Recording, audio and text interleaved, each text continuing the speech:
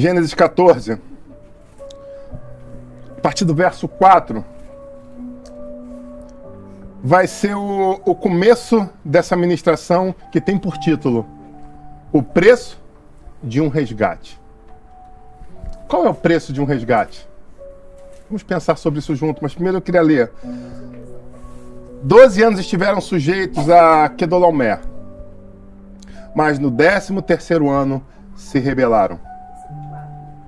No 14º ano, Quedorlaomer e os reis que a ele eram aliados derrotaram os Refaíns em Asterote, Canaim, os Uzins em Ram, os Emins em Savê, Kiriataim, os Eroteus desde os montes de Seir até ao Parã, próximo ao deserto.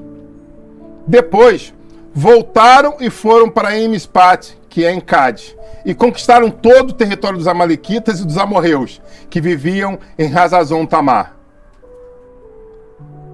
Eu dou uma pausa aqui e convido você a sentar.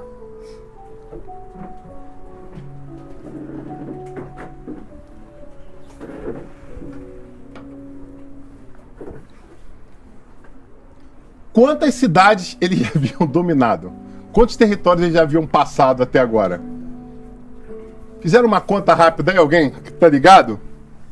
Olha quantas cidades eles foram. Mas deixa eu te fazer entender algo. Durante 12 anos, esses reis colocaram muitos povos cativos. E eu pergunto, por que isso?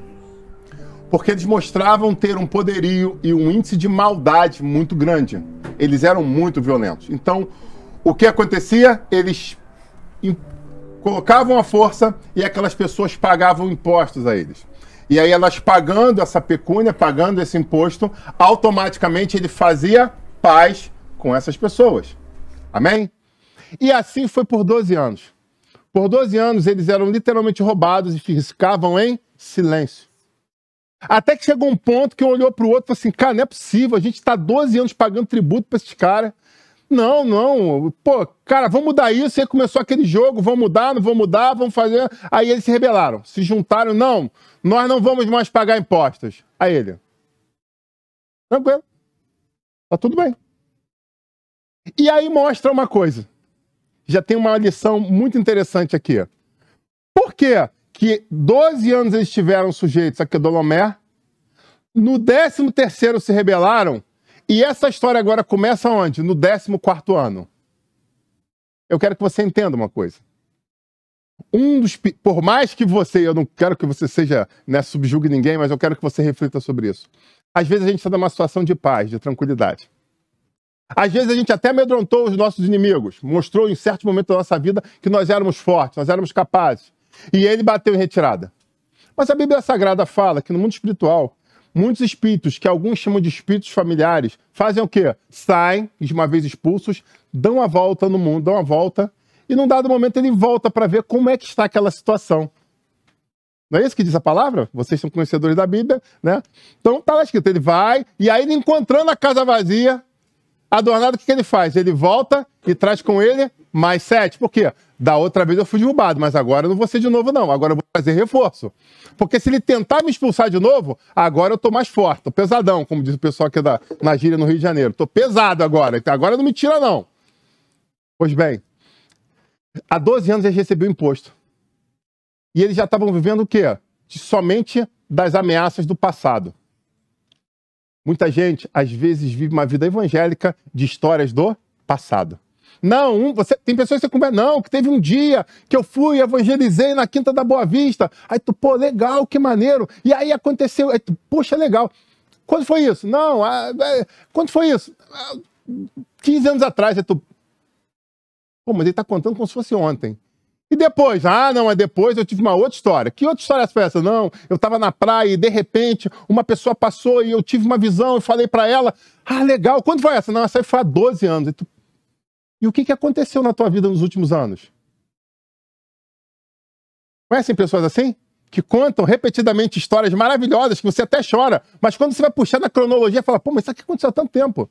O que essa pessoa está fazendo na vida dela hoje? Ela vive literalmente de passado. Até Quedorlaomer passou por isso. Até o rei que subjugava todos passou por isso. Porque o exército dele havia se acomodado. Eles estavam vivendo prosperidade, fartura, em cima do que eles dilapidavam nos outros povos. Agora os povos se rebelaram. E o que ele precisou de fazer? Ele precisou de um Delta T para adestrar suas tropas.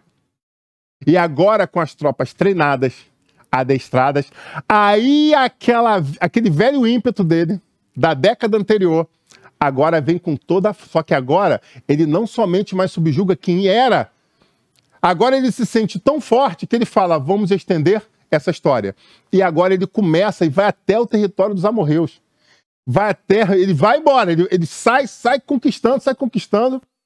E é interessante. Por que é interessante?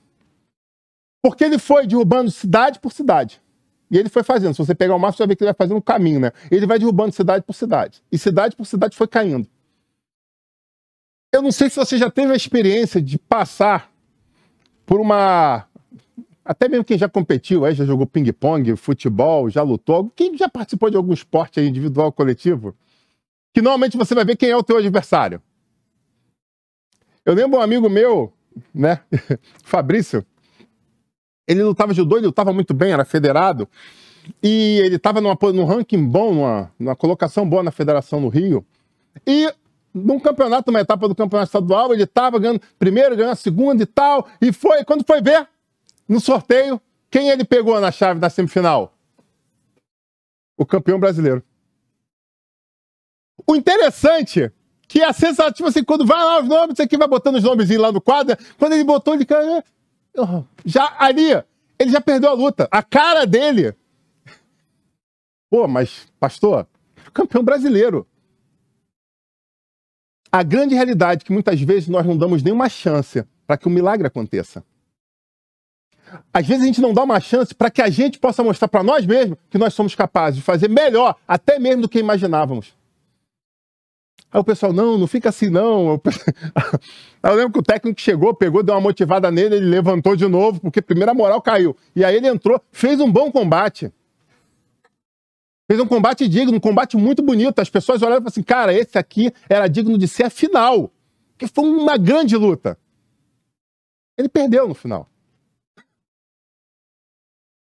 Mas ele não perdeu como da primeira vez. Ele não perdeu só de saber quem era o adversário que estava vindo. Ele perdeu lutando até o último momento no tatame. Vocês estão entendendo isso?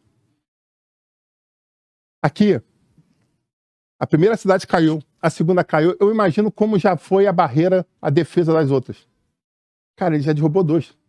Aí, caraca, ele já derrubou 4 cidades. Quem somos nós diante? Tá vindo aí, a outra é maior, a outra é maior que a gente, mas não, então agora já vamos se render logo. Eu fico imaginando aquele, vamos brigar, não me rendo. Levanta a bandeira, se rende logo, porque é o melhor, vai morrer menos gente. E eu imagino aqui, o texto não traz detalhes, mas eu não tenho nenhum problema em dizer que quando você vê num efeito cascata de devastação, que aqueles que estão lá na frente, só de ver o resultado dos outros, já falam, entrega os pontos. E quantas vezes nós fazemos isso na nossa vida? Eu vi meu pai tentou lutar contra isso, não conseguiu. O irmão dele tentou lutar contra isso, não conseguiu. Minha tia tentou, não conseguiu. Cara, eu tenho 2 primos que tentaram, não conseguiu. Quem sou eu? Mas eu te digo quem é você. Você é um filho do Deus Altíssimo. Você é alguém que foi lavado no sangue do Cordeiro. Você é alguém que teve uma experiência espiritual totalmente diferente do restante da tua família. Esse é você. O que você precisa é acordar diante daquilo que você tem. As armas espirituais que estão nas suas mãos. Amém? Mas voltando. Olha o que o texto vai falar. Depois, versículo 6, não é isso? 7. Depois, voltaram e foram para Emispat, que é em Cádiz, e conquistaram todo o território dos amalequitas, dos amorreus, que viviam em Hazazon Tamar. Então, os reis de Sodoma, de Gomorra, de Admá, de Zeboim e de Bela, que é Zoar, marcharam e tomaram posição de combate no vale de Sidim contra Quedorlaomer, rei de Elão, contra Tidal, rei de Goim, contra Anrafel, rei de Sinear, e contra Arioque, rei de Eleazar. E no final dessa história eram 4 contra 5 Reis.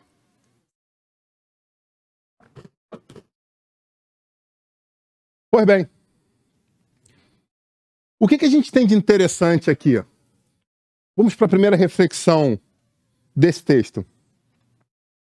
Qual é a primeira grande lição? Ficar na posição de passividade é a melhor escolha? Muitos reis foram sendo derrubados por quê? Porque decidiram esperar. Não, ele, vamos supor que o mapa do Rio de Janeiro, quem conhece o Rio de Janeiro, ele invadiu Seropédica. Ele está lá em Seropédica. Eu tô aqui, ó. Beleza, tranquilo. Caraca, o pau tá quebrando em Seropédica, eu soube aí, veio os emissários aí, falaram tal, o negócio tá feio lá, a guerra tá feia. Aí daqui a pouco chega o cara, ó, invadiram Nova Iguaçu. Aí tu, coitado do pessoal de Nova Iguaçu, o que é Dolomé é mal. Então, o negócio lá tá feio, coitado deles. Vamos orar por eles, irmão. Vamos juntar aqui em oração, né? Mandar a cesta básica lá para Nova Iguaçu, que eles vão precisar. Aí daqui a pouco chega e fala, ó, ele pegou ali a via dos caminhões ali e passou lá por trás e chegou em Caxias. Aí tu... Opa, calma aí, Caxias, não, tem um mar entre a gente. Pô, tem um mar, né? Olha só, eu fiquei sabendo aí que, poxa, construíram uma ponte, uma tal de linha vermelha aí que, pô, depois que chega, sai da linha vermelha. Não. Quando ele sai da linha vermelha, ele não vai ver o retorno. Ele vai pra onde? Ele vai lá pra Nova Holanda, ele vai descer lá pro centro da cidade, ele não vai vir aqui. Então eu vou me manter o quê? Eu vou me fazer de Drax. Para quem é interno, a piada interna colou. Ou vou me fazer de morto, né? Então, vou me fazer de morto, vou fazer de como? Drax, eu tô aqui parado, ó. Não estão me vendo. Eles não estão me vendo. Aquele filme do... Né? Eu como a pipoca tão devagar que ninguém vai me ver aqui. Eu tô invisível. Não tô te vendo, não. Eu tô invisível. Eu estou invisível. Eu sei que eu estou invisível. Mas nós estamos te vendo. Não é isso no filme? Eu tô te vendo, mas você tá ali. Não tô. Você tá comendo isso. Eu não tô comendo. Você não tá vendo que eu tô comendo isso. Meus movimentos são tão lentos. Sabe, tem muita gente que tá exatamente assim. Eu vou ficar fazendo de Drax. Vou ficar me fazendo de morto aqui. Ó. Porque dessa forma, o inimigo não vai me ver. A guerra não vai chegar no meu quintal. Se eu me mexer, ele me vê. Pronto, aí eu entro em guerra.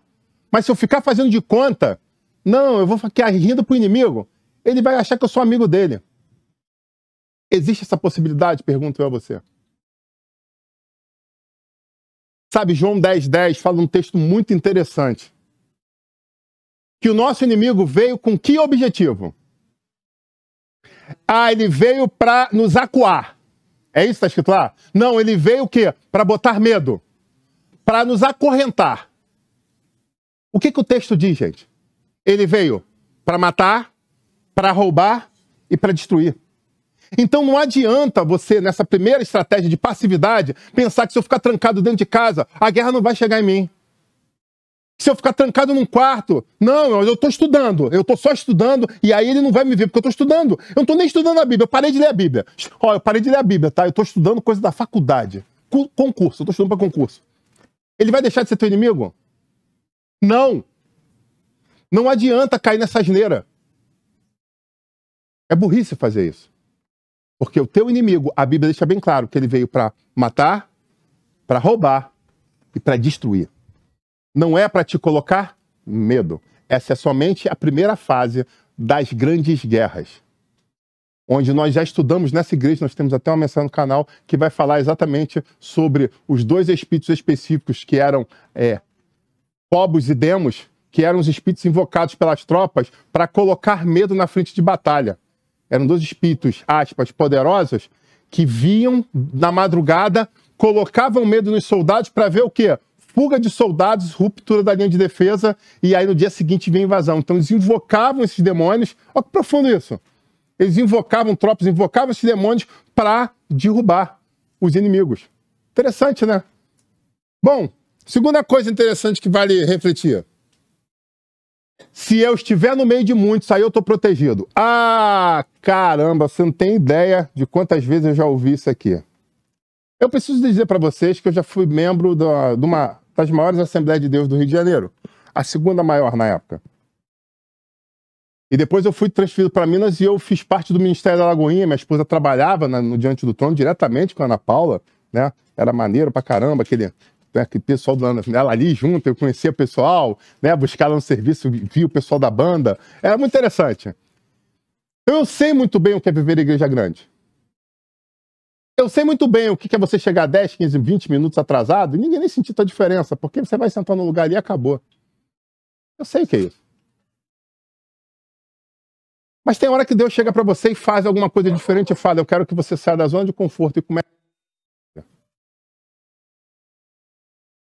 E eu tive a coragem de largar toda a grande estrutura, porque eu estava no ministério que era internacional. Com igrejas pelo mundo. E com promessas. Eu vou me aposentar no que vem.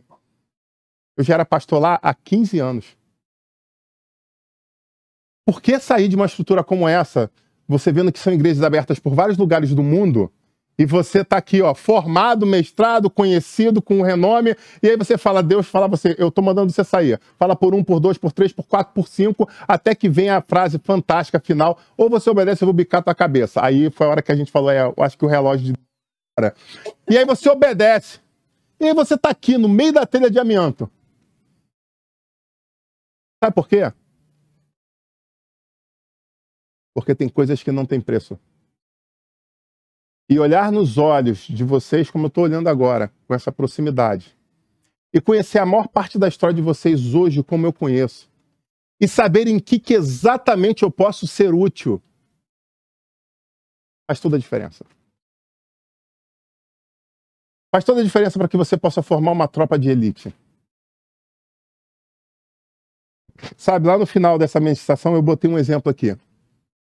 Quantas pessoas tem na polícia do Rio de Janeiro? Anda por todo lado, você vê policial no Rio de Janeiro. Quem pensa que o Rio de Janeiro é inseguro, não tem ideia. De carro de polícia tem na cidade do Rio de Janeiro. Se anda 2 quarteirões, tem um carro de polícia. Às vezes tem um em cada quarteirão. Podia ficar mais longe um pouco. De tanta polícia que tem espalhada nesse estado. Não é verdade? Gente, alguém que está de fora, tem gente nos assistindo nos Estados Unidos, o Rio de Janeiro hoje, essa é a realidade do Rio de Janeiro. Sabe, deixa eu falar uma coisa para você. Você que está nos Estados Unidos, está assistindo, se Deus falou comigo uma coisa no começo do culto e eu esqueci de falar. Muitas vezes você tem entrado em festas e as pessoas estão rindo, estão se divertindo e você está ali, mas você está se sentindo sozinha. É isso mesmo. Mas o Espírito Santo manda te dizer, acalma-te, porque ele não te abandonou em momento algum. Muitos estão rindo e você está com vontade de chorar. Ele tem contemplado o teu coração.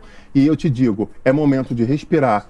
Escute essa mensagem, porque é dia de transformação na sua vida. Amém? Pois bem, continuando. Muitas pessoas estão ali se sentindo protegidas porque estão num bandão. E quando fala, grita e pisa na cabeça e marche. E aí você escuta aquele barulho efusivo e você fala, uau, eu estou forte, eu estou protegido. E essa semana eu tive uma visita de uma pessoa muito ilustre, uma pessoa que eu amo muito. E a gente ali ajudando essa pessoa, e o Espírito Santo falava algumas coisas no meu coração. Eu falei, Senhor, eu tô ficando maluco. A gente não é disso que a gente tá pensando, eu tô pensando outra coisa, e tá meio fora do contexto da conversa, e tá tudo ali muito maravilhoso. Mas Deus não é Deus de confusão. E naquela madrugada, semana passada, né? Antes de eu viajar, aquela madrugada minha esposa teve um sonho. Ou melhor, teve um sonho não. Acordou no meio da madrugada e veio um nome a ela. E sabe que nome era esse? Kedorlaomer. Agora eu te pergunto, quem lembrava quem era Kedorlaomer? Nem eu lembrava. É um lugar isso aí, a gente foi procurar, não, era uma pessoa. E aí quando ela falou, pô, mas tem sentido para você? E quando ela falou esse nome, que eu olhei o texto, eu falei, Senhor, já entendi, o Espírito Santo começou a ministrar, e ele me deu uma mensagem. E eu agradeço a Deus por isso. Então, essa história de Kedorlaomer, quando você estava sozinho, quando você era pouco, você era derrubado. Só que aí eles pensaram o seguinte, agora nós vamos ser muitos.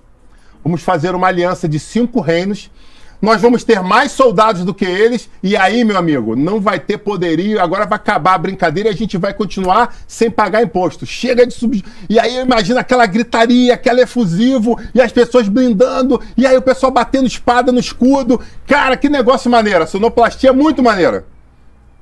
Tá. Muito maneira. Mas eu pergunto pra você.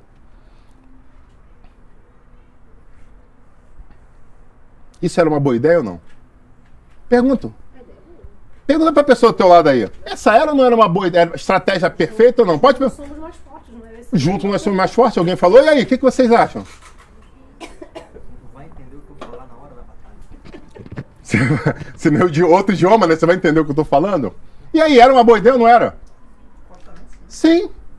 Se você passar e pensar de uma forma linear, era uma ótima ideia. Eles têm 20 mil soldados, nós juntamos 30 mil aqui, e aí? Pô, agora nós somos 30 mil contra 20 mil. Nós somos 100 mil contra 60 mil. Era isso que eles fizeram, eles juntaram de uma forma que eles ficassem maiores, um exército maior do que o outro.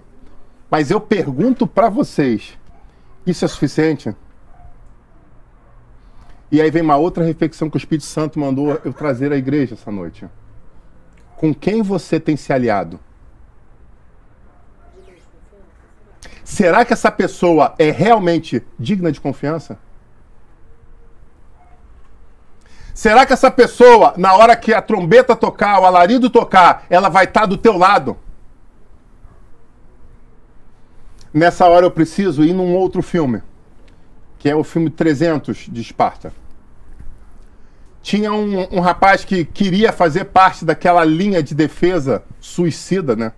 Quem conhece a história. Foi uma linha que eles fizeram num ponto interessante contra o rei Artaxerxes. E falaram, cara, você não vai entrar na Grécia, a gente vai proteger. E o pessoal não estava por causa de questões políticas, eles estavam dividindo entre... E o Rei Leão ainda sabia que se chegasse daquela forma de divisão, eles não conseguiriam. Mas se eles se juntassem, aí a coisa seria diferente. Então ele resolve se colocar num anel de sacrifício, naquele momento ali, numa batalha suicida, para dar tempo das pessoas acordarem diante do que tinha acontecido, para a Grécia ser salva. Era essa a base da história. Pois bem, continuando.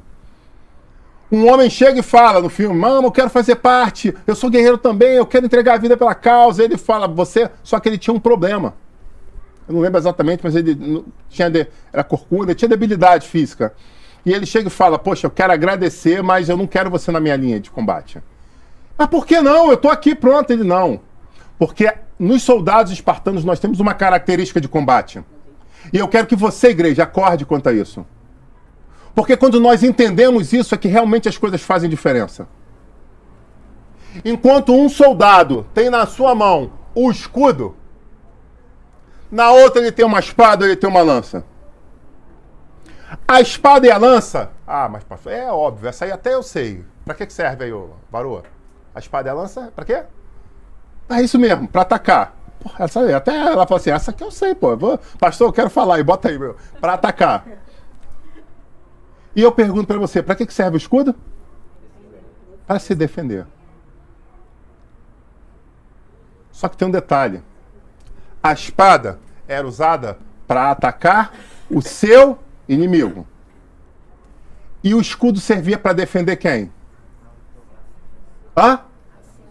Não. Defendeu, estava do seu lado na linha de combate.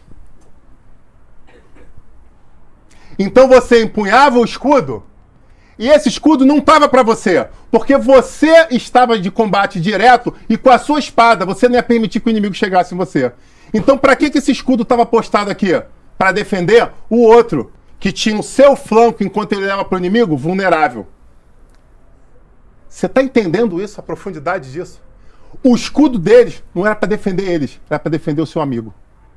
Aquele que estava do seu lado. Se a igreja de Cristo Jesus entendesse isso, se a igreja de Cristo Jesus entendesse, meu Deus do céu, eu acho que se a igreja fosse pentecostal, tinha gente pulando já e dando cambalhota. Se a igreja de Cristo Jesus entendesse isso, que Deus te lança no armadura espiritual, espada e escudo.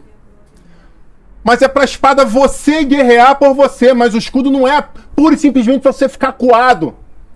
Porque senão eles se esconderiam atrás do escudo e não era para isso.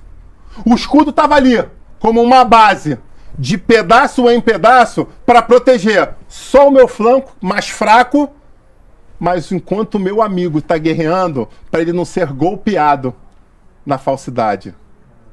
Sabe, é para isso que nós temos um escudo. Para junto nós fazemos uma linha de combate. E nós podermos não somente guerrear e defender a nós, mas defender o nosso próximo.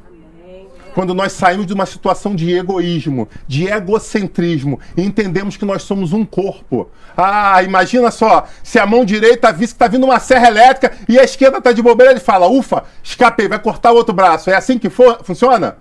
Instintivamente o teu corpo vai tentar fazer o quê? Tirar o teu lado esquerdo. Porque o corpo não quer que nada seja ferido, e é por isso que ele fala, nós somos o corpo de Cristo. Ele é o cabeça, mas nós precisamos o quê? Nos proteger. Nós precisamos nos ajudar. Mas, infelizmente, algumas igrejas não pensam assim. Algumas igrejas estão exatamente como na história, juntando muita gente. Mas essa muita gente junta, na verdade, é um bando de talvez até desconhecidos.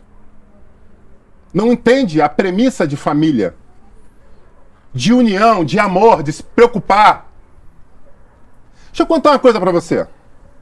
Tem uma pessoa, um casal que não tá aqui. Essa pessoa pegou um resfriado forte, tá com um impeditivo que eu não posso contar aqui agora, porque tá uma unção sobre a igreja, o negócio tá forte, mas logo vocês vão saber. E essa pessoa chorando, caramba, você tem mel, você tem própolis, você tem limão, você tem o quê? Porque se você não tiver, eu vou pegar minha moto, eu vou no mercado agora, eu vou comprar e vou levar pra você. É disso que eu tô falando.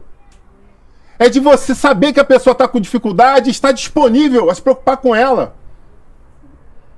Por favor, de novo eu repito, eu fiz durante muitos anos parte de grandes estruturas, eu sei como é bom você chegar e saber que tem criança, e aí você larga a criança lá e tem um departamento, alguém vai cuidar.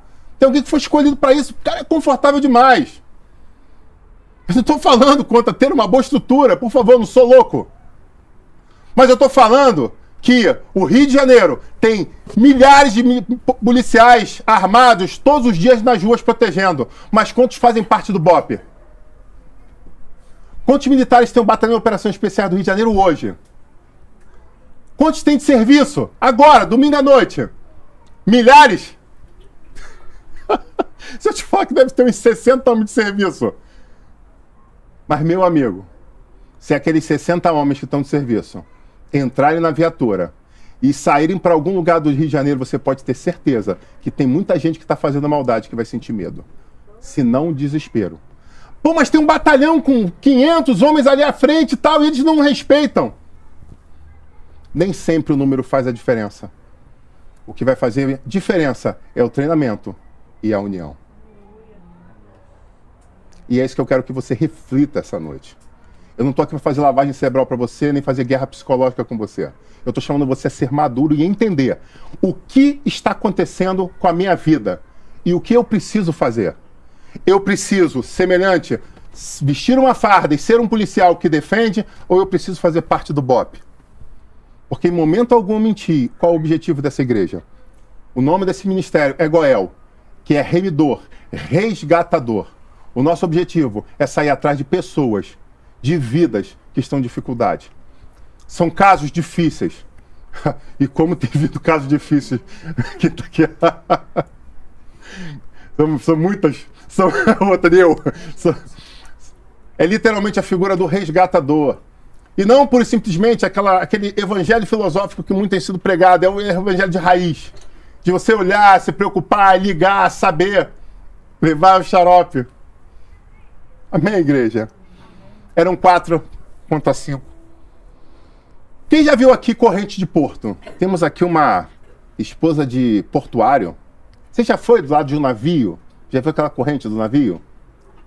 Cara, a corrente do navio, se der mole, é mais larga do que eu. Não riam. Olha, isso é pecado, hein? A Thay, olha lá, vou perdoar a Thay, que a Thay riu. Não mexe com grávida, não. Vou liberar porque ela tá grávida. São os hormônios. Ela riu porque os hormônios estão bons, eu vou perdoar ela. A corrente do navio, quando você vê, não sei se vocês já tiveram prazer, eu trabalhei no desembaraço alfandegário há alguns anos, então eu ia nos navios, né? Então a corrente do navio se demanda mais larga do que eu.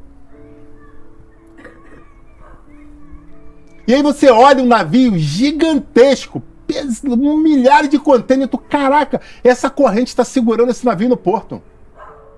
E aí você fala, essa corrente é muito poderosa. São dezenas de elos que descem do navio até o cais, ou do navio até a âncora. Mas eu pergunto para você, quando eu olho aquela corrente, ela é toda igual? Sim ou não? É sim? É ou não é toda igual? Teoricamente era para ser. Mesmo diâmetro, mesma fundição, mesma soldagem, mesmo material, perfeito? Mas existem algumas coisas que a gente não entende. E a corrosão do mar vai atacando e chega num dado momento que algum daqueles pontos, por algum motivo, acabam fragilizando em detrimento dos outros. E eu te pergunto, sabe como é que você mede a força de uma corrente? É através do elo mais fraco dela.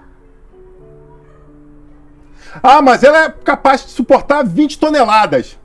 O elo mais fraco dela, que está de repente enferrujada, está com uma fissão, aguenta 16? Não, mas a corrente é de 20. Não. Aquela corrente só aguenta 16. Porque é o elo mais fraco que vai fazer a diferença. Aqueles 5 reis estavam juntos. E o texto vai falar que quando começou a batalha, a coisa estreitou. E quando a coisa estreitou, meu amigo. Vamos lá, versículo 10. Abre sua Bíblia de novo. Ora, o vale de Sidim era cheio de poços de betume. E quando os reis de Sodoma e de Gomorra fugiram, alguns de seus homens caíram no poço. O restante escapou para os montes. E aí sabe o que aconteceu? Os vencedores saquearam todos os bens de Sodoma e de Gomorra e todos os seus mantimentos e partiram. Só que o versículo 12 vai dizer uma coisa muito importante.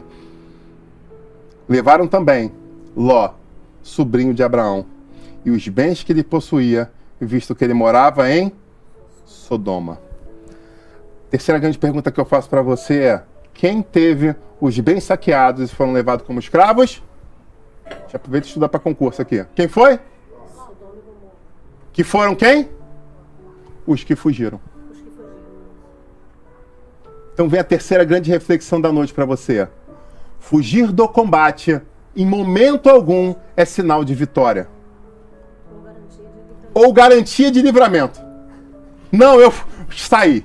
Então, caramba, me livrei, meu amigo. Eles foram exatamente em quem mostrou covardia no combate. Se eles fugiram, meu amigo, os guerreiros fugiram. As cidades estão abandonadas. Quem ficava nas cidades? As mulheres e as crianças. Então vamos lá. Saqueia tudo que eles têm, leva as esposas como escravas sexuais e leva as crianças como escravas para nós. Simples assim. E foi isso que aconteceu. E aí, continuando o texto, vem a grande reviravolta e aquilo que pouco se imaginava. E como eu falei, o título dessa mensagem é O Preço de um Resgate. Porque no versículo 13 vai dizer, mas alguém que tinha escapado veio e contou para quem?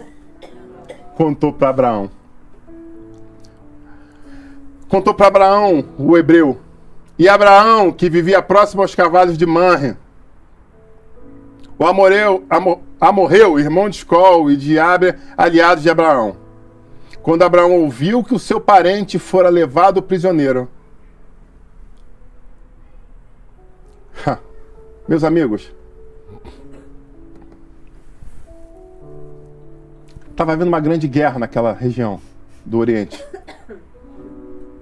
Um grande poderio bélico, depois de mais de 13 anos, havia se juntado e devastou todo mundo. E agora Abraão, vendo o que aconteceu com o sobrinho dele, olha para aquilo e fala assim, cara, eu vou pensar quais as possibilidades de um contra-ataque, vamos sentar, vamos refletir. Foi isso que ele fez? Cara, se eu me meter nesse negócio aqui, eles voltaram, olha só. Porque alguns se fingiram de morto e ele foi. Só que agora eles pegaram, saquearam Sodoma e Gomorra e estavam voltando. Eles já tinham saqueado mais de 10 reinos. E voltando, já, assim, os caras já estavam ricos, milionários. Já tinha de novo a garantia de por mais de 10 anos pagando imposto para eles. Diante do poderio da ameaça, Abraão ficou de fora. Porque ele tinha proteção do Senhor, mas ele não pura e simplesmente se escondeu. Sabe por quê? Tinha alguém que ele amava no meio dessa história. Eu quero perguntar a você de uma forma muito sincera, o que você tem feito quando o inimigo tem tocado naqueles que você ama? Será que você tem guerreado? Será que você tem lutado por essas vidas? O que você tem feito? Abraão não viu o tamanho do problema que estava se metendo, ele não focou nisso. Ele não parou para contar quantos reinos tinham caído na mão de Quedorlaomer. Ele só viu uma coisa: o meu amado sobrinho foi levado cativo junto com a sua família. E sabe o que pode acontecer nesse momento? Eu vou dizer para você. Você pode se encher de força e sair de uma forma abrupta para combater. Mas eu pergunto, para combater um bom combate? Sim ou não? Você já foi atleta? Você é atrás, a última aí. Você já foi atleta? Ela olhou para trás, sempre acontece isso, né? Você fala com a pessoa, você é a pessoa. Pô, deve ter alguém aqui em pé atrás. Você foi atleta alguma vez?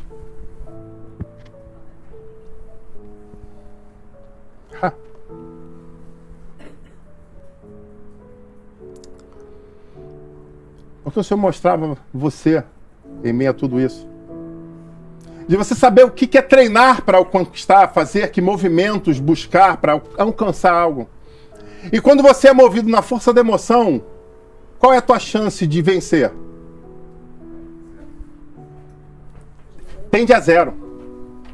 Porque quando você age na emoção, normalmente tudo aquilo que você se preparou para fazer acaba ficando ofuscado.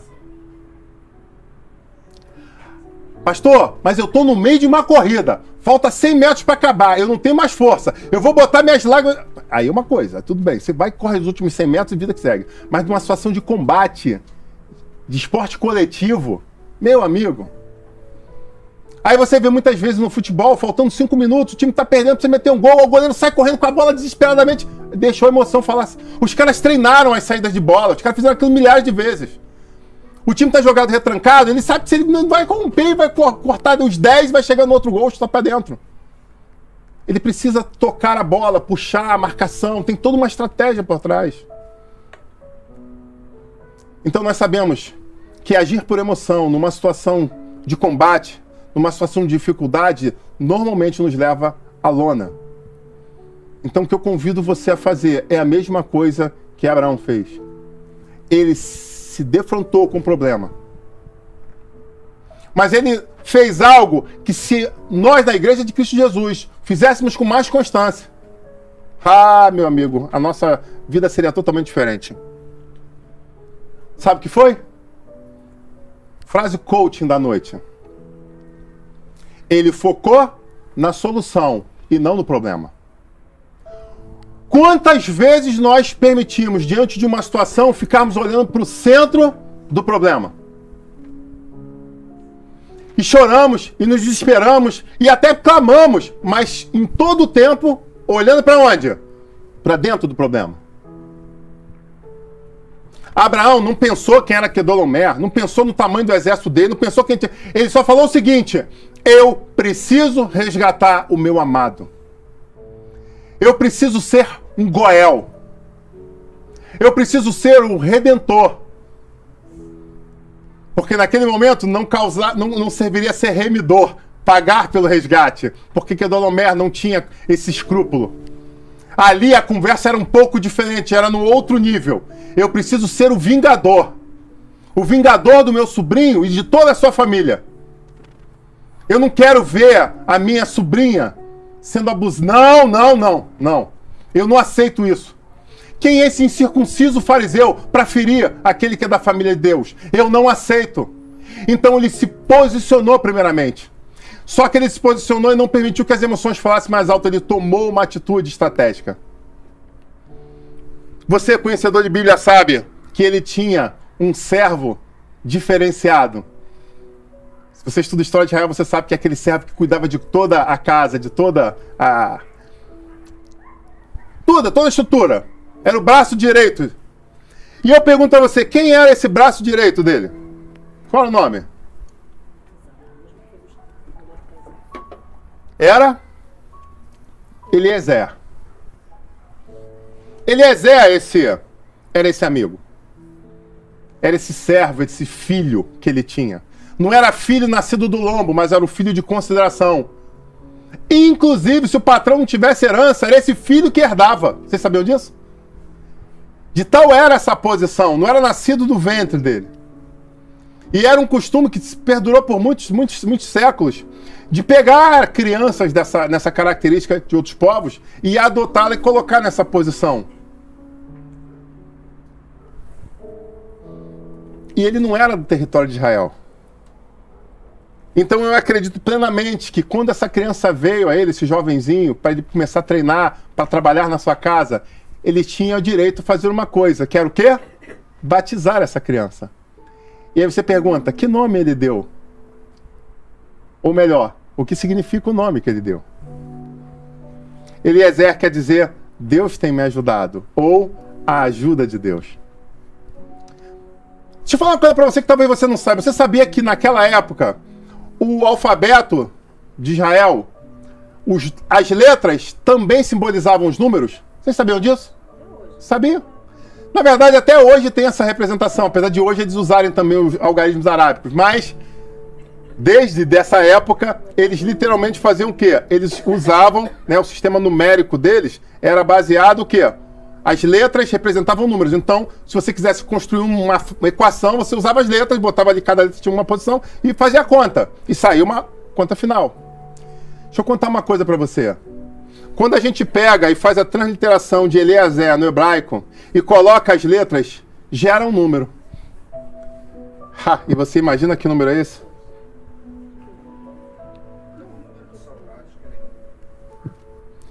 Gera o número 318.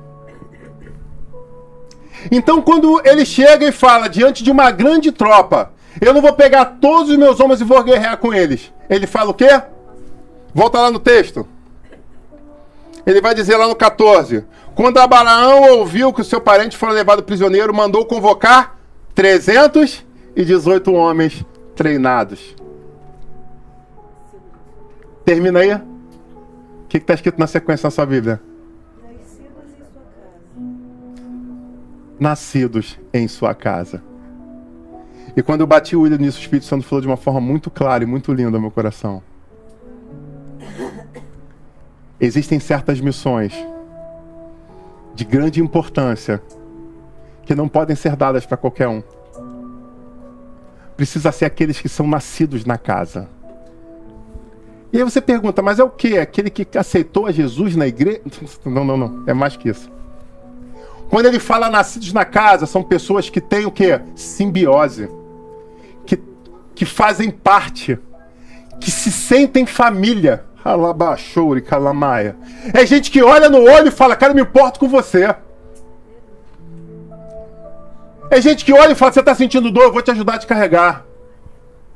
É um que fala, hoje eu não estou conseguindo trabalhar, não se preocupa, eu vou trazer sustento para mim e para tua casa. Não se preocupa, respira hoje aí, fica aí. Vai vir pão para tua mesa. É gente da casa, é gente amiga, é gente unida. Sabe, quando você pega em muitas igrejas, uma das coisas que Satanás mais tem investido hoje não é como lá nos anos 90. Algumas pessoas aqui eram da igreja dos anos 90, lá antes de 2000, ainda já tinha mundo, tá? A gente não tinha celular, as coisas aconteciam. E aí o inimigo trabalhava como nessa época? Desviar as pessoas da igreja. Lembra disso? Quem é aqui da área de igreja dos anos 90? Fala, só eu? Ah, não, corta e depois edita. Gente, me ajuda aí, né? Tem gente... Eu nasci, teve vida antes de 2000, não foi no bug do milênio, não? Não começou a contar dali, não? Não era isso que acontecia? A estratégia era tirar da igreja, era desviar. O pessoal amanhã tá lá bebendo e tal, e caramba, aí juntava gente, orava, jejuava, vigília, tinha gente que tava nos... tem 1 milhão de histórias. Que sentia, largava copo, voltava pra igreja, cara, aquela história linda. Aí o inimigo fala assim, cara, essa parada não tá dando certo não. Porque quando essa pessoa volta pior pra ele do que tava antes. Que é volta com experiência, volta com sede, volta fazendo parte da família, volta fazendo parte da casa. E agora ele estava lá, ele sabe que as pessoas estavam... Ele estava ouvindo as histórias dentro do bar, agora ele vai lá e ajuda a salvar outros. Caramba, vamos parar com esse negócio de desviar esses caras. Vamos usar outra estratégia. Vamos fazer eles ficarem doentes dentro da casa. Porque eles doentes dentro da igreja, sabe o que ele faz? Ele adoece outros que estão à volta dele. Ele doente dentro da igreja, ele ferido, ele começa a ferir outros. E aí a igreja começa o quê? A ruir. E como eu te disse, qual é ela mais fraco da corrente?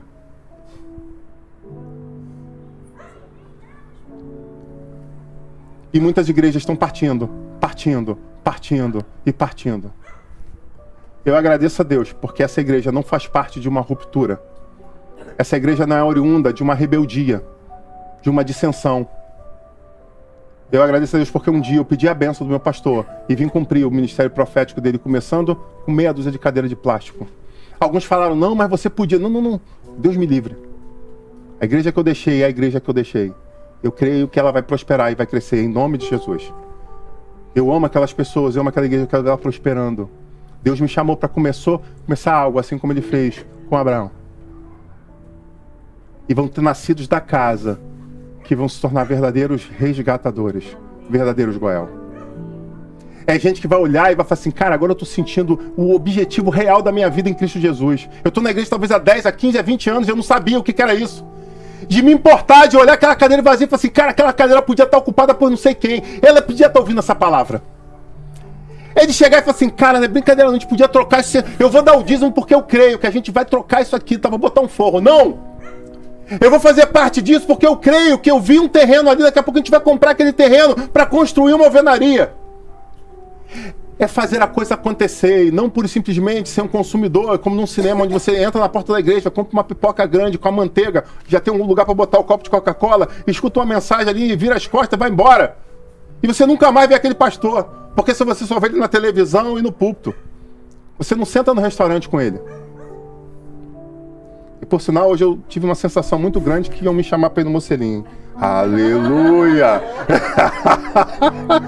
Eu vim da selva, eu vim sentindo isso. Falei, eu tô sentindo que eu vou voltar da selva, vão me convidar, hein? O tom, até subiu o tom.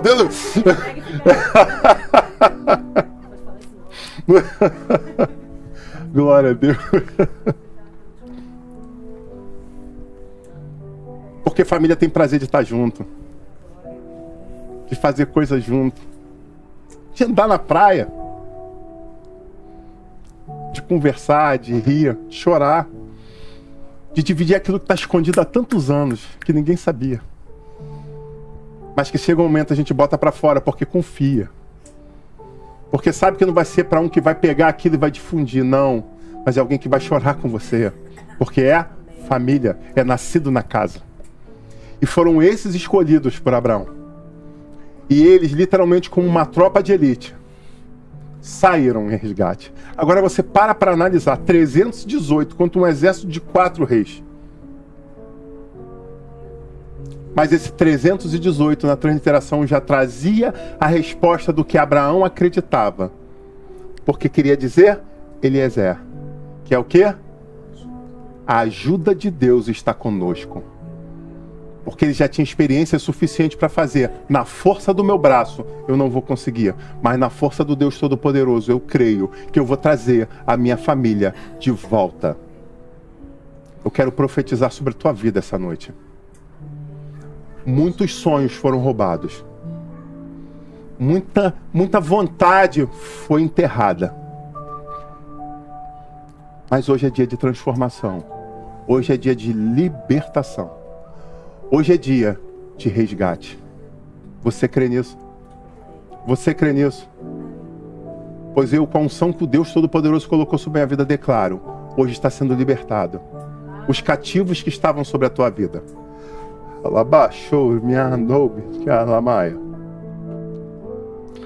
Chama esse jovem, por favor.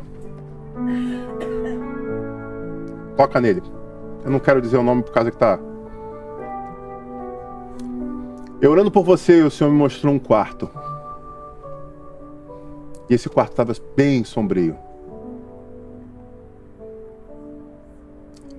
Sabe, eu quero te dizer que essa noite, o Senhor está dando a chave na tua mão. Ele está te convidando a colocar a chave nessa... que é a Naamaia. Abrir essa porta e sair desse lugar escuro. Já houve o tempo de choro. Já houve. O tempo de lamentar. Você sabe o que eu estou falando. É hora de levantar a cabeça e recomeçar. Não tem mais tempo para isso. O tempo que tinha que se cumprir, se cumpriu. Mas quando você olha à tua volta, a família precisa de você. Olha para mim. Nesse momento talvez você tenha ficado em dicotomia entre do que eu estou falando. Existe uma família, mas existe uma família que precisa de você. Você sabe que você é luz. Você sabe que você é bênção. Está na hora de voltar a brilhar. Está na hora de voltar a ser Goel. Porque tem muita gente que precisa ser resgatada e você sabe disso. E onde o inimigo tem tentado fazer contigo, te aprisionar nesse quarto, te confinar nesse lugar, para que você fique ali, sentindo dor, remoendo, revivendo. Kedolomé tem força. E se você permitir, ele te aprisiona, ele te amedronta, e ele até mesmo, se possível for, te destrói. Mas hoje você é contado como um dos valentes de Abraão. Está na hora de se levantar. Está na hora de fazer diferença. Sabe, jovem? Você tem chamado de liderança. E muitas vezes você fica... Mas eu ainda não estou pronto. Mas eu não sei se ainda... Mas eu ainda... É que... Eu sei, mas... Tem sempre um conectivo. Está na hora de deixar esses conectivos de lado. E falar, Senhor, eis-me aqui. Envia-me a mim. Mas não adianta ir com a espada desalinhada. Ou não afiada. Você sabe que a guerra é iminente. Que você, guerreiro, foi chamado para tal. Mas você precisa afiar a sua espada. Porque a gente não prepara ela quando é chamado. A gente se prepara para ser chamado. Amém, igreja? Voltando aqui. Eles saem numa missão suicida. E sabe, aqueles 318, eu vou agora, eu às vezes falo, pastor, por que você usa a questão de cinema? Porque o cinema muita gente vê e acaba contextualizando principalmente para essa nova geração. E quando a gente vai no universo Marvel, eu tinha falado na administração sobre os Vingadores, no último filme, diante daquela guerra toda de Thanos, e aquela história toda da manopla, e de repente um homem lança a mão da manopla, que era o Stark. E aí ele olha para um outro, que é o lado prognóstico, esqueci o nome do Rabdugo. O tal do estranho lá, que é estranho. E ele olha para ele e fala, aponta. E o que ele queria dizer? Só tinha uma oportunidade, só tinha uma chance. Ele, diante de todas as possibilidades que ele passava e via ali, ele só via que uma coisa, só de uma forma, eles podiam vencer. Mas ele era cientista, ele já tinha visto o que tinha acontecido com outros, ele sabia que se ele fizesse aquilo, o seu corpo não estaria preparado para aquela radiação, entre aspas. Não é isso? E por mais que ele amasse a esposa, a filha, ele olhou para toda a humanidade. E a gente chora no cinema, não é verdade? Quem não chorou ali? Puxa, o cara morreu, o cara era o personagem que eu mais gostava. Conheço um monte de gente que chorou. Ah, aqui tem gente que chorou. Eu sei que tem, mas vai dizer que não. Em parte sabemos, em parte profetizamos, diz a Bíblia. Sei que tem gente que chorou aqui quando o Stark morreu. Mas ele morreu na questão do cinema, na história. Ele morreu com um propósito. Esses 318 guerreiros, quando saíram das suas casas, beijaram a sua esposa e seus filhos, falaram, pô, a gente tá indo não por Ló, porque se a gente se lembrar da história, a gente lembra quem é Ló. Teve conflito, teve briga. Galera, o pau tava quebrando, e aí ele teve que se separar do sobrinho. E ele falou, se for pro norte ou pro sul, se for pro oriente ou pro ocidente, o importante é que a gente fique em paz. É importante lembrar isso. Não era o melhor amigo deles que tá, não. Essa galera era que brigava com a galera que estava agora cativa. Então, ó, se fosse no dia de hoje, que se exploda eles. Bem feito. Mas diante do chamado de Abraão, eles foram. Porque eles entendiam que estavam fazendo algo pelo um bem maior. Eles estavam indo, em nome do seu Senhor, defender a sua família. Que em nome de Jesus possa nascer no teu coração um entendimento pleno do que é o Evangelho de Cristo. Porque Jesus, talvez você não tenha chorado tanto quanto chorou no cinema, mas Jesus, no estalar de dedos, decidiu entregar sua vida por nós. E porque ele entregou a vida, a humanidade teve uma segunda chance. E agora nós estamos aqui com a oportunidade, diante dessa ministração, de refletir sobre o que nós temos feito com os nossos dias. Em sair de quartos escuros, sair de caverna e entender que existem pessoas que estão cativas, precisando da nossa ajuda. Mas pastor, essa pessoa que não está me vindo à cabeça agora nem é... Lembre-se, os filhos na fé de Abraão fizeram não por amor a Ló, mas por amor a Abraão. E eles entendiam que por mais que eles fossem enfrentar o maior exército da época, que era o exército de Quedorlaomer, eles sabiam que tinham um objetivo e eles confiavam no Deus Altíssimo que ia guiar eles. Pelo meu Deus e por Abraão. Honrando... Uau! Honrando aquele que está comigo, que tem cuidado de mim, e honrando principalmente ao meu Deus. E eles saíram, e a palavra fala que eles resgataram a todos. E aí você fala, mas que loucura, eles destruíram todo mundo. Sabe, na volta aconteceu uma outra coisa, mas isso fica para a semana que vem. Por hoje é só. Queria te convidar a se colocar de pé em nome de Jesus. Porque na semana que vem a gente vai começar a falar sobre Melquisedeque, o rei de Salém. 318 falava sobre isso.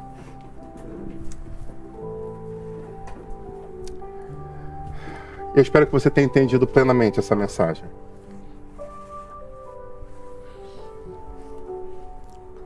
Quantas vezes nós temos oportunidade de deixar de sermos pequenos para entender que fazemos parte de uma coisa maior? Quanta gente hoje no corpo de Cristo está vivendo pura e simplesmente como, eu vou ali, eu vou louvar, eu dou meu dízimo, uma oferta alçada e escuto uma boa ministração, quando eu estou triste eu boto um louvor e, sabe, e eu vou sobrevivendo. E não é nada disso. Nós fomos chamados para guerrear. Nós fomos chamados para, literalmente, trazer de volta, de resgatar.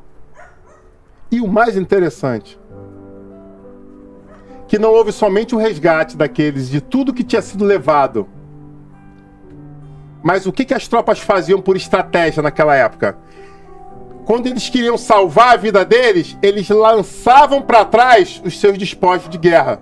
Eles andavam com bolsas, com ouro, com coisas, né? Os guerreiros faziam isso, que, né? Seus alforjes, com seus salários, né? De conquista na guerra. Então o que eles faziam? Eles largavam aquilo para trás, para o exército que estava em perseguição olhar e falar assim, cara, tem ouro aqui, tem um monte de ouro aqui no chão, os caras pararem de perseguir para eles fugirem. Porque eles entendiam que mais importante do que o ouro era a vida deles. Então eles deixavam para trás os despojos de guerra para salvar as suas vidas. E quem tem direito a despojos de guerra? Eram os vencedores. Eram aqueles que saíam em perseguição, aqueles que tinham coragem. Porque quem ia para o campo de batalha é que encontrava a bolsa de ouro no chão. Você está entendendo isso? Talvez você esteja buscando prosperidade ficando escondido. Não, eu vou aqui ficar escondido e eu vou viver um novo. Meu amigo. Deixa eu falar uma coisa para você. Se a gente sentar para comer aquele churrasco ou a pizza, não vou dizer o nome do lugar não, porque eu merchan, mas fala com o Paulino aqui, meu secretário, que ele dá o endereço depois. Não é, porque a gente tem muitas pizzarias no Rio de Janeiro, né? Mas se falar com a esposa do Paulino agora, pizza só tem o nome. Então, ela tá mono-usuário agora, né? Mas é a gravidez, gente. É a gravidez, eu entendo isso. Né? Depois que ela parar, ela volta a comer pizza. Ela volta a comer pizza em lugares humildes. Né? Mas por enquanto ela tá, né? Ela quer que o filho dela experimente do melhor nessa terra. Sabe, meus amigos, é hora de sair no campo de batalha, de fazer a diferença. Em nome de Jesus. Aqui na sua cabeça eu quero orar por você.